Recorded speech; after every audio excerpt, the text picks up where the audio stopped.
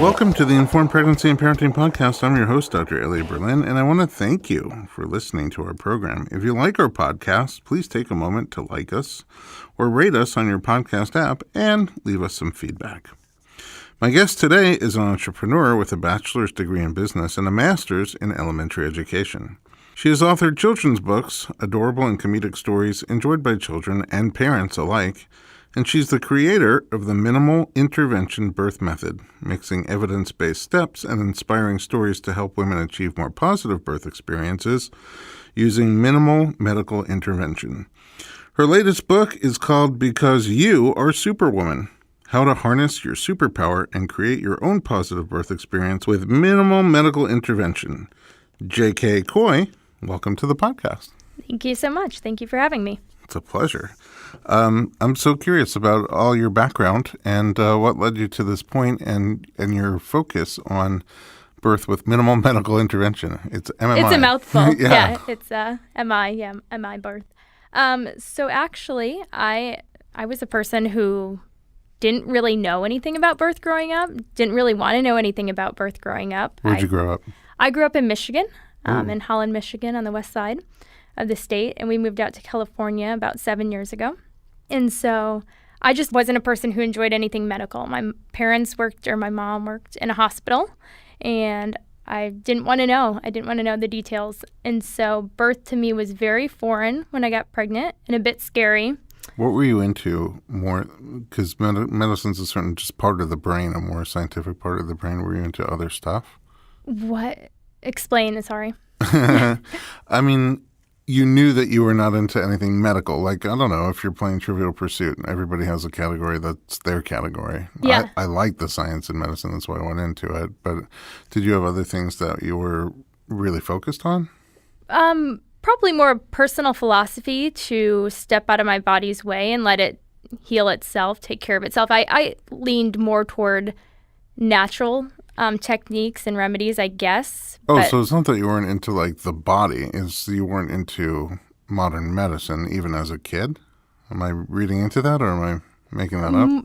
I think I wasn't into the gore and the details. It just kind of freaked me out. Okay. And so birth is highly medical in this society. And so just the idea of giving birth was scary to me. In addition to the pain, the medical side of it as well. I see. So when did you even start to consider that? A more natural birth experience? Any birth experience. Oh, okay. We'll go way back. Let's see. My husband and I were married 7 years when we decided we were ready to have kids. And so we got pregnant fairly easy, probably about 3 or 4 months into trying. And from there, I really didn't have a position on birth. I just knew it was something that I wasn't excited to do, but I wanted to have a baby, and so it was something I had to do to have that experience. And so once I started learning a little bit more about birth, I realized I was going to have to take an active role in this if I wanted the experience of less medical intervention. And this is after you're already pregnant? Yes, You correct. start to explore what birth might be like? Yeah, exactly. What kind of things do you do to research that? So I don't even know how I came across it. I'm sure I probably Googled natural birth or minimal intervention or something along those lines. And of course, somehow I came across the resources, Ina May's book, and also The Business of Being Born. The documentary. So Ricky Lake and Abby Epstein's documentary, The Business of Being Born, and Ina May Gaskin, Spiritual Midwifery, or Ina May's Guide to Childbirth. The childbirth, yep. I'm curious how you got to the minimally interventive part, because you didn't know that term. Yeah, that right? term. And like, did you just know you didn't want intervention? Because a lot of people who don't like the gore and the medical stuff just want to be numb to the whole thing. So. Yeah. I guess something in me knew my body was capable of doing it. I was probably more scared of whether I was strong enough to do it. And so I was interested in it, but also maybe not committed in the beginning to saying I want a natural birth because I was scared of what that meant. But I knew that it was inside me. So I did continue to do research. And to your point, the term minimal intervention, it really wasn't something that was used, but it was a term that's been adopted in the book because of the fact that there's plenty of women, I think, out there that the term natural birth seems kind of hippie to them, maybe a little far-fetched, or maybe they're not sure if they're capable. But they do know that they want as few interventions as are necessary for them and their baby. So, for instance, I wanted to have my baby in the hospital because I wanted to have all those resources available. We have all these wonderful resources out there in case complications were to arise. But I also wanted to make that plan B. I wanted to make my body and my own abilities plan A. So you wanted the medical safety blanket of being in that building with doctors and surgeons and all sorts of medical intervention, pharmaceutical intervention, if you needed it. Yeah, exactly. But your goal was to sort of pretend like you're not in the hospital. Yes. And just give birth and happen to be in that building if you need the resources there. Yep, exactly. I didn't even want to change into a hospital gown. I wanted nothing to do with the idea of being a patient. It was a place that I could go that had everything I needed and cleaned up. Did you take classes?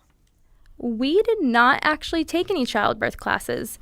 Probably after I found those resources and started to have the mind shift, the next thing that I did was I was going to a regular OB, and the next step was that I found out they had a midwife on staff.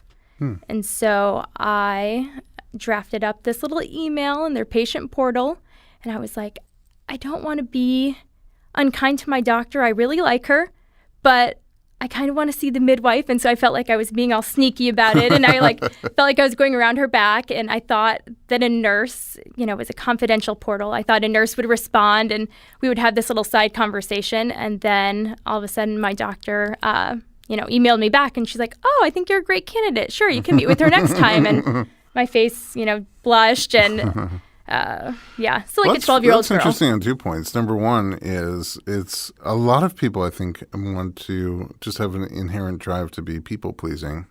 But this probably isn't the time to be people-pleasing. No. It's really all about you and what you want and what you need. But it's about learning what you need and what options you have. So. Yeah, and I love that your doctor also, I think that in medicine in general, and obstetrics in particular, as patients, we feel like we don't really have choices, and we want not just that we want to please our doctors, but that we don't. They know best. They maybe. tell us what to do, and we have to do that. And you don't get the sense that your doctors work for you. Mm-hmm. And it's become very clear to me over the years is that I even say it to people. Now, before we do anything in the office, I always say, this is what we want to do, and I just want to make sure you're comfortable with it. And sometimes they're like, well, I'm not sure. I'm like, I work for you. Yeah. I give you the options. You tell me what you want to do and what you don't want to do. That's awesome. And that's pretty much the way it should work. That's how I also want my doctors to treat me. And I think that's how in healthcare in general, that's how it always works. So you should never really feel uncomfortable saying, I want to choose midwifery care over obstetric care, especially if it's in the same practice. Yeah. And Where now was I that know practice? that. It's in Orange County. Okay. So here in that's California. Saddleback Hospital. Yep. So you switched over. I did. Yeah, I met with the midwife. This was in the 3rd trimester, mind you, by the time I got this all together. So it was a little late in the game, but I met with her and we hit it off right from the beginning. I loved how much time she spent with me. I loved the fact that our appointments were a little bit, it was definitely at least 50-50, what is your headspace? And the other 50% was, checking out my body and seeing how the baby was progressing. So, but I think that mental aspect was huge. We got to know each other on a different level. Does the midwife in that practice also deliver at the hospital? Yes. So I gave birth in the hospital. But I'm saying attended by a midwife, so the midwife has privileges at the hospital to deliver babies. Yeah. Yep. That's not an option everywhere. So Correct. It's nice that you had that option. Yes, I was very fortunate. Yeah, I think we've said it on the program before. Also, people sort of talk about doctor appointments like you wait a lot of time for a short visit, and midwife appointments that you wait a little bit of time and you have this long visit.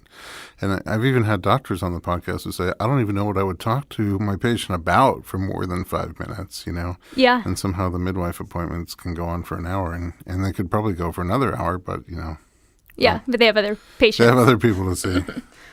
Exactly. So that was your experience too? Yeah. Yep. It was very positive. Did you have a formal birth plan? We did. The more I learned about birth, we did put it down on paper, what we wanted. But again, to be honest, the first time I knew what I wanted, but being that I had never given birth before and you can't simulate it, you can't, do a practice run, I felt like I couldn't fully commit. And I know they say you have to be fully committed before you have a natural birth. And, I'd like to say I was, but there were not specific steps that could get me there that I could practice before. And for me personally, that left like a big question mark on my birth plan. So here's what I wanted. Here's what I was going for. And I made sure that everybody that was surrounding me when I gave birth was aligned with that. And so we were all working toward the same goal. That's cool. And so that made it so much more possible. How did your labor start? Gosh, it was only 2 years ago. I have a 2.5-year-old and I have a 9-month-old. So your life's not busy at all. Yeah, no, I'm not busy at all. Let's see. How did my labor begin? Actually, it was leap day, and my husband told me this was the one day I was not supposed to go into labor.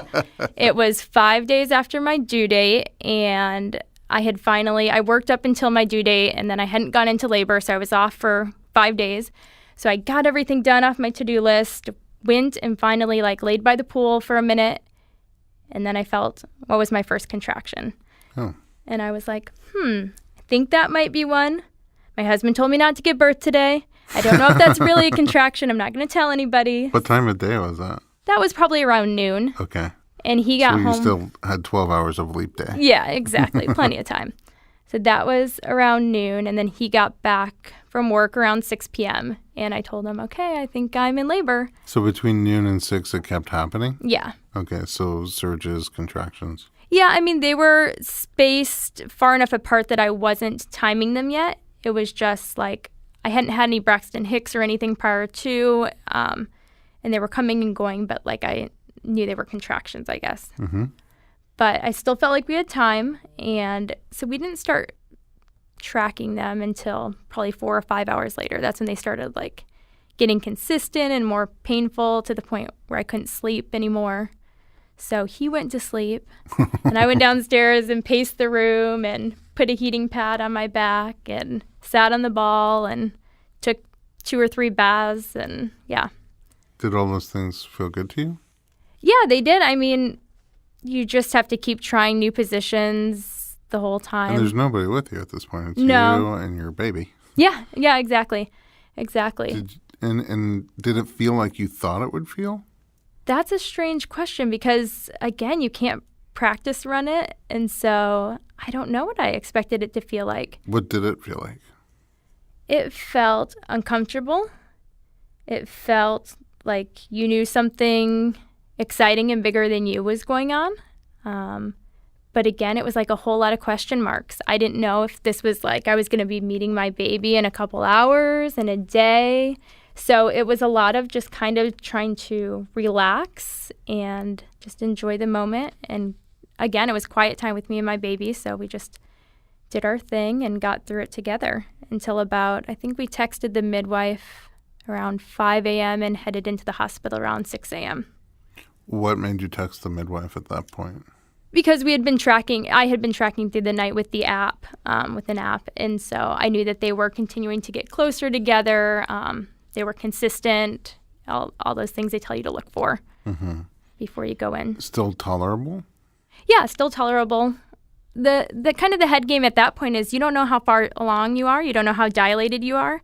So, of course, any woman really, but of course someone who wants to have it naturally is kind of trying to avoid being in a hospital or being in their birth center for as long as possible because you're going to be more comfortable at home. Right. But then you're also one, I don't want to wait too long. I don't want to have the baby at home. Yeah, I don't want to have the baby at home. Especially if you're not prepared to have a baby at home. Right. And also you don't know how dilated you are. You're well, do I handle pain really well? Am I close to the end? And it's you hope you're one of those people. But yeah, so again, just a lot of question marks. You just have to I'm be sure calm. They checked you soon after you got to the hospital. Yeah, they did. I think I was at 6 centimeters when we got there. When you found out you were 6, how did that feel to you? That, I remember telling them, when I checked in, my midwife wasn't there yet. And so when they checked me and told me, I said, well, they said, do you want to go naturally? Still, I see that's in your birth plan. And I said, you tell me how far along I am, and I'll tell you if I am going to go naturally or not. Yes. So when she said 6, I'm like, okay, I'm going to continue on. So you felt like good about it? Yeah, I did. You had more behind you than in front of you. Exactly. Yep. And the faster part, the more, predictable part was in front of you. Yeah. And the part that, it's sort of like pushing a boulder up a mountain, and then you get to the top and it rolls down the other side. And it's always going to roll down the same speed, but it could take a long time or a little time to push it up to the top. Right. Well, the interesting thing about it is that that second half is when it really gets to be a show. So the second half is definitely more challenging than the first half. In what way? Well, the contractions and transition, are things you still have to climb toward the end. And the pushing, for me personally, the pushing was scary. It's a scary pressure. Do you remember how much time it took you from 6 to 10? So it was about 3.5 hours. Okay. So it did go fairly quickly. That's the predictableness that I'm talking about. Yes. It's intense. It's the most intense. It's like the climax of labor, but it's usually moves, Yeah. During that point, did you start to feel like maybe I can't do this at some point, or just the whole time you were like, I'm doing it? No, I don't ever think that I had that thought that I wanted it any other way. There was pain and there were new things, maybe scary things, but I was with people that made me feel safe and encouraged me toward my birth plan. So I felt completely supported. And so I never once thought, okay, I need the epidural. What kind of comfort measures did you have at the hospital? They are a great hospital in that, well, one, I didn't have to be attached to anything. You could walk around freely? Yep, I could walk around freely. I kept my own clothes on. They did intermittent monitoring. They had a bathtub, so I was able to get into that. What kind of clothing did you choose to wear? I wore sweatpants and a tank top. Just comfortable. Yeah. Yep. I see people go really sporty, like yoga wear. I see people go like really nice nightgowns, just comfort wear. I know. I think for the second baby, I did buy like a cute sports bra or something vain like that. But yeah. Yeah. So you're in your comfortable clothing, walking around freely. Do they have tubs there? Yeah, they had a tub, which I'm a bath person normally, so that idea sounded great. For you. It's sort of like Pavlov. Get in there and just open up. Yes. Yeah. So I pretty much got in that tub and zoned out, blacked out. I don't know. Like, my husband was really great in that we had some other friends that had delivered a couple months before, and her husband advised my husband to take notes as soon as we entered the hospital of like what was happening. Mm-hmm. And when I looked back on his notes, I had no recollection of time. So it was great to see his notes and when things happened because I had no idea. Oh, that's cool. But I just kind of moaned in the bathtub, and my midwife was fantastic in that at one point she was like, okay, your moans have changed. Mm-hmm. So I know that means, you're getting close. Yeah. And so she made me get out, and I was so upset to have to get out. Aww. This hospital doesn't let you birth in the tub. Yeah. And so I had to get out. And they checked me when I got out on the bed, and I had envisioned that I would want to stand up or be in some other position while giving birth, not on the bed. Because everything I had read, your pelvis closes. It just feels more like a patient being in that position if you're on the bed. So I thought I'd be standing. But once they had me get on the bed to be checked, the idea of getting out of that bed, wasn't going to happen. No. So I ended up pushing on my side. They had laying on your side. Yeah, laying on my side. They had a bar, and so I put one foot up on the bar and used that for kind of leverage. And I was like biting on a towel, not really a pretty image. Felt like pushing was scary for you. Yeah, it was, because it's a lot of pressure. When I think back, it was like I kind of wanted to recoil into my body and run away from it. But your baby isn't going to come out if you do that. And so that was one of the times where my midwife was really coaching me to change the sounds I was making to help be a lower. You're high pitched. Yes. I was screaming, high pitched. Again, not a pretty image. But she helped me change that, and so that I was actually using all that power to help push my baby down and out. And eventually you have to go toward the pain to get it over with. So. walk towards the light. Yeah. Yep. Did you? How long did that take pushing for you? I think I should have looked over all these details. It was about at 30 minutes or so. Oh, which is not so Yeah. long. And then a lot of people who are exploring their options, right? I'm on the journey with a lot of people all the time. Yeah. Just a fly in the wall, sometimes offering them, if they're like, what do you know about this? Then I'll give them some information. But when they consider natural birth, I hear all the time that they're really worried about the moment the baby comes through. The head? Yeah. As like being the worst part. Like That's because that's the point everyone references, the Ring of Fire. Yeah. So did you have a ring of fire at that point?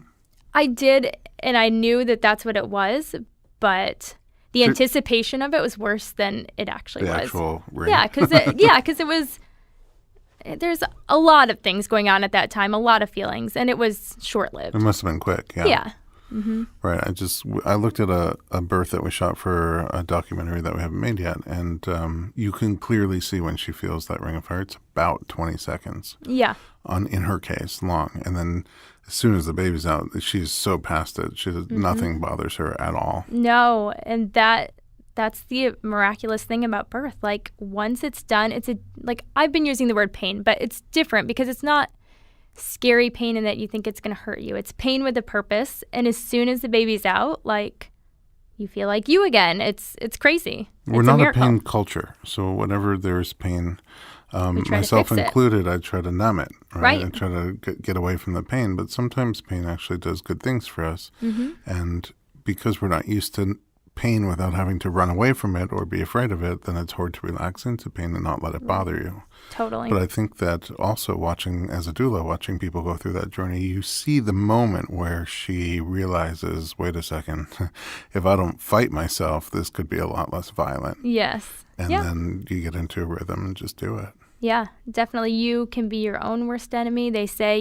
women, when they don't feel safe or when they feel scared, they hold their babies in. Yeah. They don't let their bodies open up. And if the baby's going to exit, let's be nice and help my bodies open up and be on the same page. You're really cool. I mean, this is my first time meeting you. Yeah, but great. I really like that you're just very real about the fact that you're not necessarily like a hippy-dippy person, quote unquote, whoever that is, and that you were worried about it, like you were nervous about pain and coping, but because that's the only image I had ever, or the story I'd ever heard about birth. So I had only seen the TV examples of birth where the woman is screaming and asking for an epidural and, asking who did this to me and their water breaking somewhere super embarrassing. And so But then the whole progression from the beginning of it starting and you're kind of by yourself by the pool, then your husband comes home and you're laboring through the night on your own and you go in the hospital and you get in the tub and you just go inside. I think also when you watch other animals labor in nature, it's kind of what they do. Yeah. And it sort of seems like you sort of just trusted what was happening inside and closed your mind, the rational part of your mind down a little bit to let it happen. Yeah, you have to just, again, surround yourself with people that you feel safe with because they can come on the journey with you, but ultimately you're going to have to do it yourself. And so that's why it's so important that you feel safe and supported because kind of everything is happening through you, so... All right. We're going to take a quick break, and then we're going to be right back with JK COY on the Informed Pregnancy Podcast.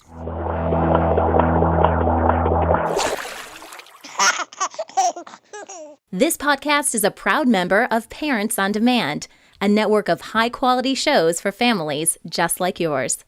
Download our free network app on Apple and Android and listen to your favorite episodes on the go.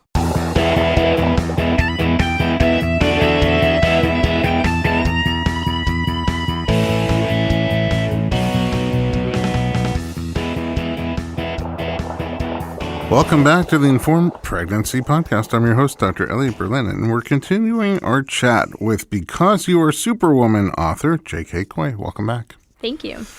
You had another baby just 9 months ago. Yes. How was that birth? Was it similar or different than your first? It was also positive. Also a natural birth with the same midwife in the hospital, but it was 8 minutes after I arrived at the nurse's station. Whoa. Wait a second. Back up a drop. First of all, going into it, did you feel more confident or like nervous again? Well, to be honest, I was nervous in the sense that I knew I had to do it again, but confident in the sense that I knew I wanted to do it again. Okay, and that's I had cool. the right team around me and I knew I was capable. So again, I knew what I was getting into, that it would be a challenging experience, but also a growing and positive experience. How did that labor start? That labor started, it was 10 days after my due date this time. Oh, you went longer. Yeah, I was one of those lucky ones. Do you go nuts at the end? What? Do you go nuts at the end? Where are you? I really don't, because again, I believe in my body, and that it's I think everything is going to go smoother if I just get out of my baby's way and let my body do its thing and my baby tell me when it's ready to come out. Because if I try to force it out, I feel like my body's going to fight it and it's going to take longer. I think you also have a chilled out, like, Michigan vibe. Is that possible? Like, Maybe. Things are a little more relaxed over there. Maybe, yeah. It's definitely not LA. It's not, yeah. Big city. Yeah. Okay, so then how did it start? So 10 days after my due date, I was again knocking off a to-do list. And the last thing on my to-do list was I wanted to get my nails done, again, like every vain pregnant woman before they go into labor. So I went to go get a manicure. It's the first thing, the pedicure. It's the first thing the baby sees. Yeah, right? So, there you go. It's not so vain. It's not after for all. you. Yeah. So I go and get that done, and I think it was the woman's first day because she kept having to wipe off the polish and start again. It was a shellac manicure. And so it was taking forever. So what was maybe minimal contractions. I didn't even know for sure that it was a contraction when I went in to get my nails done. But I was like, okay, something's starting to feel different. And so then I'm in there, and by the time I was there for at least an hour. And that whole time I'm closing my eyes because everything is happening fast. The contractions are getting stronger. I'm getting pretty certain that this is labor. And so by the time she was done, I could barely pay and keep my composure. So I get in the car and I text my husband. I'm like, I think I'm in labor. So I was only 10 minutes from home. So I drove home and he was on the phone when I got home. So I just walked in and went straight to the bathtub. I couldn't even say anything. Your happy spot. What? Yes, exactly. My happy spot. And so then I was in the tub, and we've got a 2-year-old at this point, not even 2. And so my husband's like, well, we should probably find someone to watch her. You're probably going to have this baby tonight and everything. So he starts working on that. And I'm debating whether we rope in the midwife or if I still have time. So he's smarter than me, and he started jumping on all the details, contacting the midwife and all of that. I'm trying to be casual about it. I think I might be in labor. And so anyways. But she's like, okay, well, let me know how things are going in another hour. And so I get out of the tub and I get to the point where I'm like I can't hold myself back from screaming and kind of yelling. Primal. Not the high-pitched yelling, but just I'm getting very vocal with these noise. Contractions now, yeah. Does that, because that doesn't necessarily mean you're in a lot of pain. It's just your body's reaction to the intensity moving through you. Okay. It's kind of it's out of your control. Yeah, you're just, noise is coming out of you. Yeah, definitely. So I'm just making a distinction between screaming and primal noise just coming out of you. Yep. Okay. Yep, I think that's a better description. Back to you.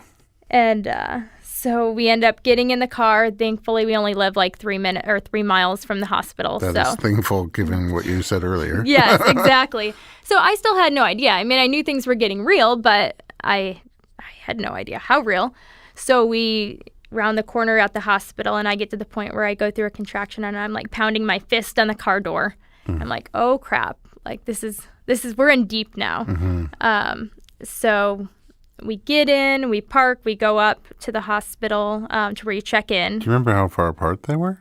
Well, at the nail shop, I was counting them in my head, and what I thought was a longer period of time. When I started tracking them, they were actually way closer than I thought. Okay. So that's what drove us to finally go to the hospital, because we were tracking them. We're like, oh, these are really close together. I don't remember exactly, maybe 3 minutes or so apart at that point. So anyways, we get up to the nurse's desk, and they have me start filling in the intake paperwork. And I just put my head down in the triage desk and tell my husband to answer any questions. And my midwife was awesome because she happened to be there earlier. And when I started texting her, she decided to stay. She didn't tell me that, but she stayed because she just had a feeling I'd be coming in soon. And so all of a sudden the moans started changing, and my body just started pushing while I was standing there at the desk. and they're still having me fill out paperwork. And Didn't realize that you're pushing? No. And she jumps up from behind the counter and she's like, nope, get her a room right now. So she heard your grunts? Yes. And she's wise and she knew that sound. And so I just walked to the room. I didn't want a wheelchair or anything. And so I walked and we got to the room and she's like, take your pants off. So I did. And I leaned over the bed and we pushed out a baby. Wow. I mean, it was like Did instantly you realize we it's started. about to happen? I mean, I had no idea it was going to happen that fast. I mean, nobody checked you or anything. You just... No. I mean, I literally I filled out the intake paperwork after the baby was born. Wow. Because it was that fast. But we made it to a room, and so, yeah, my husband, I had actually asked him, because I don't know if we'll have more kids or not, but I asked him if he would get a video this time, because we didn't the first time. I'm like, I don't know if I'll ever be brave enough to watch it, but I want it in case I want to watch it later. And so Did he get it? He got it. Oh, wow. He did. Yes. He did his job. Yes. I don't know how, but Did you watch it's it? not a flattering position. I did, and I let a friend watch it too. I was like, I don't know why you want to watch this, but I'll show you, because she was due like in a month. And I was like, I don't know if you're ready for this. But anyway, she did great, and she thought it was cool. Yeah. Well, it's cool that he got it for you. Yeah. And then my baby came out, and they passed her through my legs like a football. For you to hold? Yeah. Yeah, it was really cool. That's a neat story. I mean, it's not too... Our first was about 42 hours. Our second was just over 2 hours. And it was also about 18 minutes after we got to the hospital. Wow. Were all of yours at the hospital? Our third was also at the hospital, and our fourth was at home, was like 90 minutes start to finish. Wow. Yeah. Your wife is Superwoman. My wife is Superwoman. Yeah, she is. She was Superwoman when she was just taking care of me and making me feel like the most amazing guy on the planet. But then now we have 4 kids too, and she works. And yeah. I don't know how you ever do it without a wife. That's my anyway. I need one of those. I know. I've got I think everyone should have one. It's different. You wrote this book, Because You Are Superwoman, How to Harness Your Superpower and Create Your Own Positive Birth Experience with Minimal Medical Intervention. First, tell me what sparked you to write a book. Yeah. And then a little bit more about its structure. I think it's twofold. I think that, one, I'm the least likely candidate to write a birth book, if you know my background, which now you do, that I stray very far from, medical things and being interested in that and knowing nothing about birth prior to getting pregnant. So I really had to give myself a crash course. And the things I learned, like I said, I switched to a midwife in the 3rd trimester. And so I think part of it is like, if I can do it, I really believe that, any woman can do it. And so, one, it's about empowering women and sharing positive birth stories, because I don't think there are enough of them out there. We hear a lot of negative things about birth. And so a big part of this book is changing that. There are 20 positive birth stories in there, everything from hospital births to home births to a twin home birth with no medication. So a little bit of everything in there. So, and I think the other part of it is that when I did the research myself, I realized there wasn't any current material out there. So I love Ina May and I love The Business of Being Born, but those resources are over 10 years old. And so I felt that there needed to be something for women today that they can relate to, and also someone who isn't sure that they could do it, but wants to explore what that would mean and what that would look like and how to align themselves. Even if they do think they might want some interventions, they're going to align themselves for a more positive experience with fewer interventions using the steps in this book, and they're all evidence-based. So that's the other part of the book. There are 6 evidence-based steps that you can use that will decrease your chances of a cesarean and also help you have a more positive birth experience with fewer interventions. Are you saying steps while you're actually in labor, or things that you do leading up to? So a couple of them are before, including finding a supportive team and doing research and learning about birth yourself and filling your head with positive stories. Like and maybe reading a book called Because You Are Superwoman? Hey, you said it, not me. I'm just saying. And then the other half is definitely once you are in labor. A big part of it is staying home as long as possible and really just giving your body the time it needs. So even if you do decide that you want interventions, trying to get them later in the game to allow your body to do its best work naturally and to allow your baby to pair with you and be part of the team. Yeah, would you agree? I always sort of coach my patients on birth plans as that vision that you're talking about, how I want my birth to be as sort of being page 1 of the birth plan. This is the target I'm going for, and it's different for everybody. Some people's target is to just not have anybody around, free birth on their own. Yep. Other people like to be at home or out of the hospital with a midwife or even a doctor. Other people like to be at a hospital, maybe with medical intervention or with no intervention. Some people like to have a cesarean birth. But you're just talking about page 1. Like if you want to aim for a birth where you're doing it mostly on your own or entirely on your own without needing the interventions or using the interventions. And that's the thing about interventions. Sometimes you need them. Sometimes you just want them. And that's okay too. Yeah, and it is okay. And I think that there's definitely a place for that. And I am so fortunate that I grew up with resources and in a time where there are those interventions available. But I also think that sometimes people choose interventions because they don't have any other positive experiences that they know or because of fears that they have. I was listening to your interview recently with Hillary Duff, and she was saying that she wanted a cesarean for her first birth, and it wasn't because of any medical reason. It was just because she was scared. Yeah. And I mean, I can relate to that. I think she said, I think a direct quote is, I was afraid to have a baby come out of my vagina. Yeah, there you go. And I think we've all been there, even many of us that want that natural experience. When she said that to me, I even felt the fear. Yeah, okay. That's true. You have not. It's a stretch. Yep.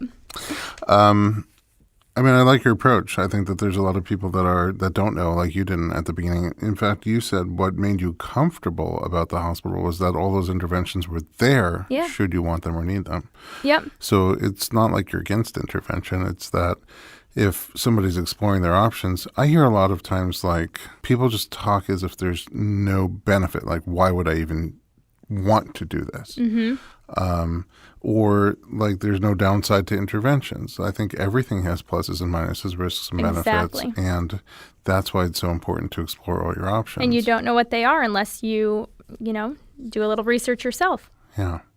So it's really cool to have a new, not just a new resource for people looking for information, but one that's pretty positive and encouraging. And you're positive and encouraging. And you're also, you don't come from a background of knowing from the time that you were born that you want to have this unmedicated birth. It's just something that came to you once you were already pregnant. Yeah, and I think that comes through in the book, too. I don't shy away from it, that I am, again, the least likely person to write a medical book. It's almost humorous to me. My other 2 books are actually humor-based books. Yeah, let's talk about those 2 for a moment. You have 2 books that look like children's books. Yeah. Yeah, I've got Love You to Pieces, Beautiful Monster, and My Mom is the Worst. Okay. I think that my wife is a psychologist. Oh, okay. And I think she probably hears My Mom is the Worst pretty much 5 or 6 times a day. But tell me more about these books. Yeah, the first one I actually wrote after my first was born. So I've always written as more of a personal enjoyment. But after my first, I had a really great birth, and then I had a lot of problems with her latching, with her gaining weight, things like that. And I would say, I definitely bordered on going through postpartum. And so at that point, I think she was about 4 months old when I wrote that book. And Love You to Pieces, Beautiful Monster is really about just how crazy our babies or our children can make us, but how we can't stop loving them to pieces. Yeah, it doesn't make sense. No. Even when they come out, the fact that you just immediately want to eat their cheeks is, and you just overwhelmed with love for them. Like, what did they do to earn that? Nothing. They just tortured you for 9 months and squeezed their way out of your body. And my 9-month is so roly-poly, and I still can't stop squeezing her. Oh, yeah. My first one was, again, had trouble gaining weight and eating and all that stuff. Well, the second one does not. Were they at birth? They were both fairly normal, about 7.5 pounds. Average. Yep. Yeah. And then you have another book, My Mom is the Worst. Yeah, that one is the first one is a parent's perspective on parenting young children and what a day in the life looks like. And My Mom is the Worst is what it's like to be parented all day. So it's from the child's perspective. Oh, wow. And how sometimes what we do as parents in love, our children probably see as us just trying to control them or ruin their lives. They're highly dramatic at that age. Actually, it's probably not too different than what my wife sees is years later, how people hold these deep-seated feelings, negative feelings towards parents. Usually mom for some reason. I know. We get a bad rap. I know. You do so much and then underappreciated. I know. Well, that's what I've learned. So I wrote those books both when my children were very young, but what I've heard and learned as they grow is the themes carry through. And I think they'll probably carry through for the rest of our lives, you know.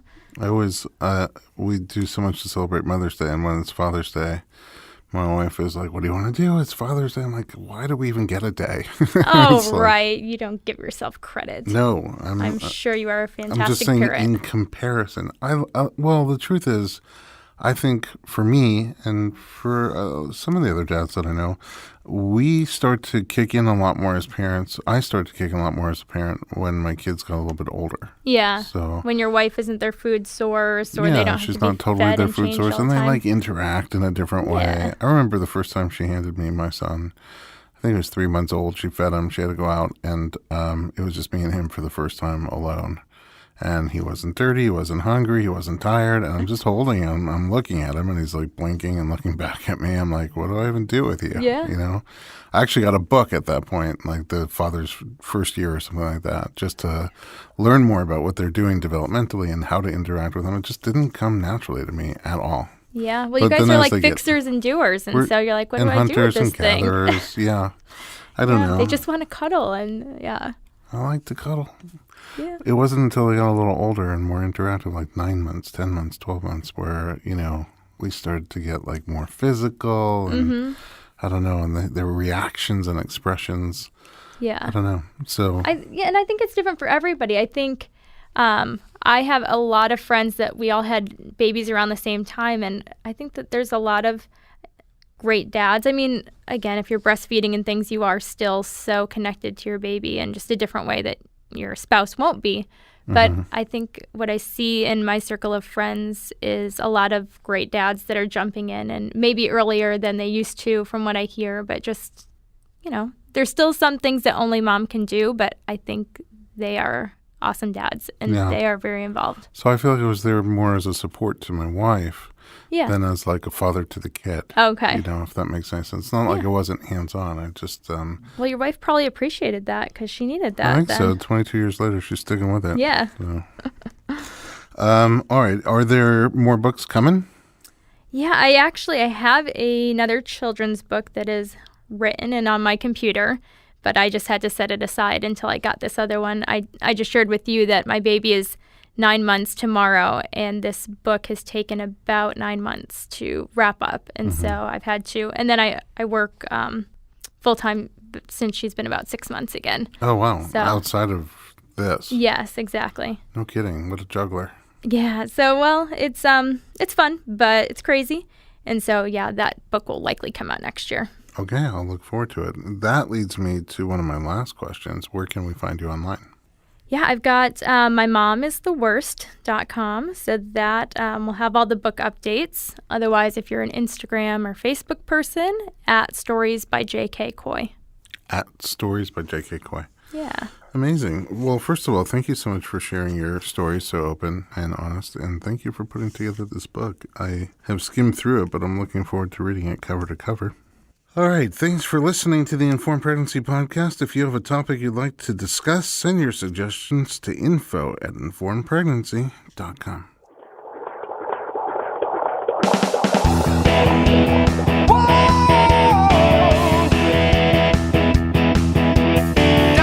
Doctor, give me the news. I got a